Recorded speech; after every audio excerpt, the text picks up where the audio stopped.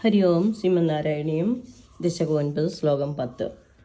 തവൈവ കൃപയാ പുനഃ സരസിജേന തേനൈവ സാ പ്രകൽപ്യ ഭുവനത്രയീം പ്രവവൃതേ പ്രജാനിർമ്മിതോ തഥാവിധ കൃപാപരോ ഗുരുമരുത്പുരാധീശ്വര ത്വമാശു പരിപാഹി മാം ഗുരുദയോക്ഷിതൈരീക്ഷിതൈഃ.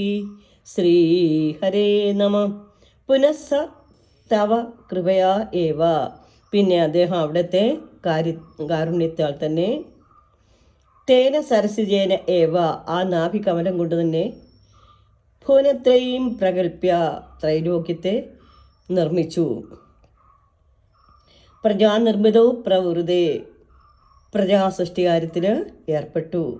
ഗുരുമരുത്പുരാധീശ്വരാത്വം, ഗുരുവായൂരപ്പ അവിടുന്ന് ആ വിധത്തിലുള്ള തഥാവിധ കൃപാഭരഹ, കാരുണ്യം നിറഞ്ഞ ഗുരുദയോക്ഷിതൈഃ, കനത്ത കാരുണ്യത്താൽ കുതിർന്ന കടാക്ഷങ്ങളെ, ഈക്ഷിതൈഃ, കടാക്ഷങ്ങളെ കൊണ്ട് ആശുമാം പരിപാഹി, അതിവേഗം ഈ ഉള്ളവനെ തികച്ചും കാത്തരുളിയിടേണമേ.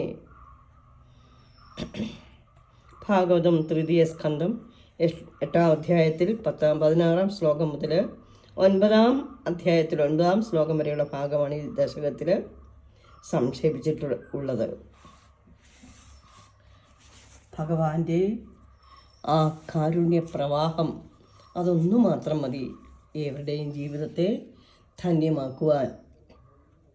അങ്ങയുടെ കാരുണ്യത്താൽ അദ്ദേഹം ആ താമരപ്പൂ കൊണ്ട് ത്രിഭുവനങ്ങളെ സൃഷ്ടിക്കുകയും പ്രജാനിർമ്മിതിയിൽ മുഴുകുകയും ചെയ്തു. ഇപ്രകാരം കരുണാസാഗരനായിരിക്കുന്ന ഗുരുവായൂരപ്പ, കൃപയാൽ നനച്ച വീക്ഷണങ്ങളെ കൊണ്ട് അവിടുന്ന് എന്നെയും പരിപാലിക്കണമേ. സർവം ശ്രീകൃഷ്ണ അർപ്പണമസ്തു. ഹരി ഓം.